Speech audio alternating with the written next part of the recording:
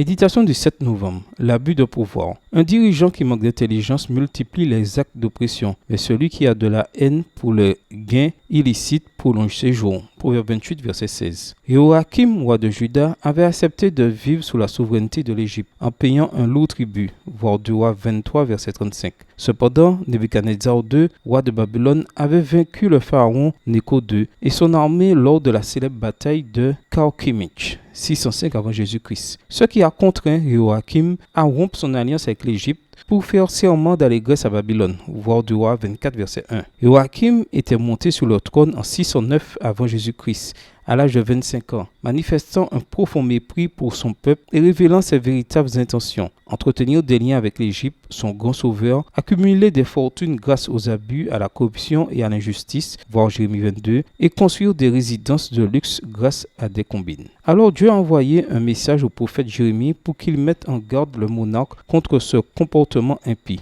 Voir Jérémie 36, versets 2 et 3. Le prophète a obéi et dicté à Baruch les paroles que Dieu lui avait inspirées. Par la suite, le message a été lu au peuple israélite à l'entrée du sanctuaire. Peu de temps après, Joachim a été informé de l'affaire. Puis il a écouté attentivement la lecture du message en compagnie de ses conseillers. Le monarque a réagi de manière singulière. Après que 3 ou 4 colonnes étaient lues, Joachim coupait le rouleau à l'aide d'un stylet de scribe. Puis, à la stupéfaction de ses conseillers, il jetait le morceau dans un brasier, et ce, jusqu'à ce que le texte sacré soit entièrement consumé. À une époque où le royaume de Juda avait besoin d'un chef qui entreprenne des réformes économiques, sociales et spirituelles, le roi passait son temps à se remplir les poches. En outre, il avait rejeté la parole de Dieu pour faire face à une crise imminente. Pour le roi Joachim, l'Égypte représentait le grand espoir. En l'an 598 avant Jésus-Christ, enhardi par les Égyptiens, il s'est rebellé contre Nebuchadnezzar II. Il a convaincu les habitants du royaume de Juda que s'ils combattaient Babylone, les Égyptiens ne les abandonneraient pas, ce qui a provoqué une nouvelle invasion de la puissante armée chaldéenne. En réalité, les Égyptiens n'avaient jamais pensé lui venir en aide.